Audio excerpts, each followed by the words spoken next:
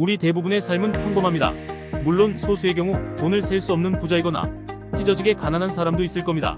우리의 평범한 삶은 잘못된 것이 아닙니다. 또한 인간은 도전에 대한 욕구, 욕망이 있는 것도 당연합니다.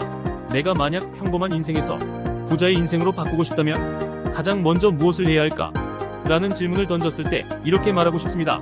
여러분이 정말로 부자가 되고 싶다면 주변에 불필요한 친구, 인간관계부터 정리하세요. 왜냐고요? 현재 당신의 주변 사람들의 인적 네트워크는 안타깝지만 당신이 부자 되는 데 도움이 되지 않습니다. 예를 들어 오늘 밤 친구가 술 한잔 하자고 나오라고 할 때 여러분은 안 나갈 자신 있나요? 저라면 나갑니다. 그만큼 주변 친구들의 유혹은 엄청 심합니다. 우리가 살면서 인간관계 정말 중요하잖아요. 그렇지만 주변 불필요한 사람들을 하나씩 정리하면 시간이 남게 됩니다. 시간이 남으면 본인에게 집중할 수밖에 없는 시간이 되는 겁니다. 이때부터 우리는 자기 개발을 할 수 있습니다. 결국 평범한 사람이 돈을 많이 벌려면 말씀드린 방법대로 하는 것이 많은 도움이 됩니다. 자, 지금부터 영상 시작하겠습니다. 여러분, 우리는 살면서 우물안개구리라는 말을 한 번쯤은 들어보셨을 겁니다. 내가 생활하고 있는 주위를 살펴보면 나와 비슷하고 닮았다는 생각을 해볼 수 있습니다. 저는 여기서 주변 환경이 중요하다는 얘기를 하고 싶습니다.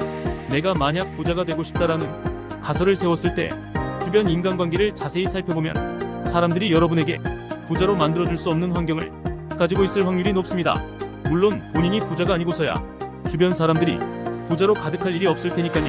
하지만 현재 부자들의 인적 네트워크와 정보력은 우리가 가진 것과 많이 차이 난다는 점을 기억해야 합니다. 어떻게 보면 부자가 되는 것은 기울어진 운동장에서 시작하는 것과 같다고 생각합니다. 그만큼 우리는 부자가 되기 힘듭니다.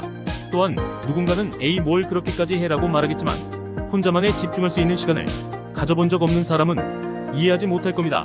예를 들어 친구들이 많으면 하루하루가 재미있고 유쾌하겠지만 막상 1년 뒤를 보면 내가 1년 전보다 발전한 게 그다지 없다는 사실을 깨닫게 됩니다. 과연 부자들의 인적 네트워크가 우리와 얼마나 차이가 나는지 알아보겠습니다. 첫 번째, 비즈니스 관계. 부자들의 네트워크는 공통의 비즈니스 관심사를 가진 사람들 간의 관계로 형성됩니다. 그이들은 서로의 경험과 전문 지식을 공유하고 협력 기회를 모색하며 혹은 투자 기회를 고려하기도 합니다. 두 번째, 사회적 관계. 부자들은 공통된 사회적 활동, 소모행태 혹은 관심사를 통해 서로를 만나게 됩니다.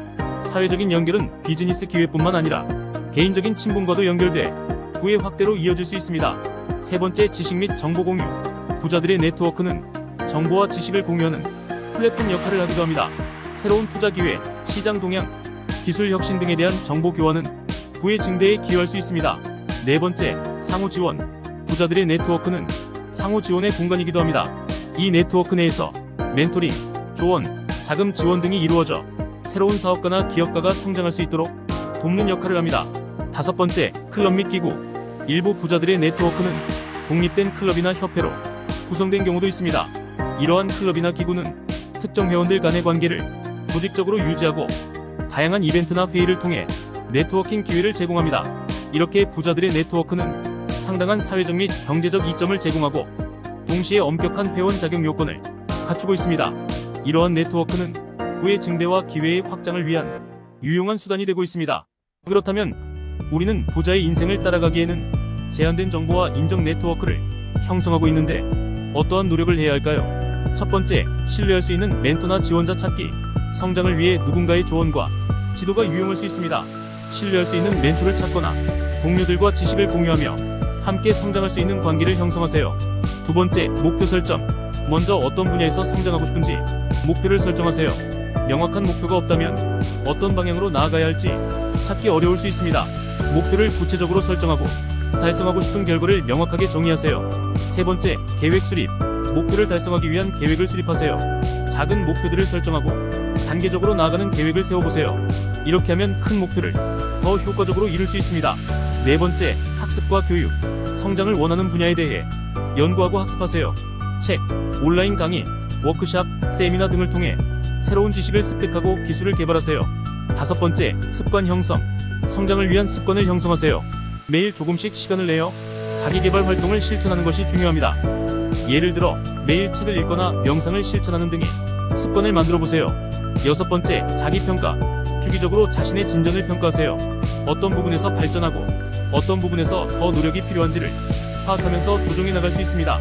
7번째, 실패에 대한 태도. 실패는 성장의 일부입니다. 실패를 통해 배우고 더 나은 방향으로 나아갈 수 있도록 태도를 가지세요. 8번째, 지속성과 인내. 자기 개발은 시간이 걸릴 수 있습니다. 빠른 결과를 바라지 말고 지속적으로 노력하고 인내심을 가지세요. 물론 성공한 인생을 살려면 기존 인간관계도 다 가져가야 한다고 생각합니다. 사람마다 가치관도 다르고 부의 기준도 다르기 때문입니다. 지금까지 우리의 불필요한 관계, 즉 인정 네트워크를 정리하고 본인의 시간을 이용하여 부자의 인생을 따라가는 방법에 대해 알아보았습니다. 여러분들도 멘토 및 목표를 설정하고 꾸준히 학습하여 지금으로부터 1년 뒤를 봤을 때 많은 발전을 이루었으면 좋겠습니다. 다음 영상에서 더 좋은 모습으로 찾아뵙겠습니다.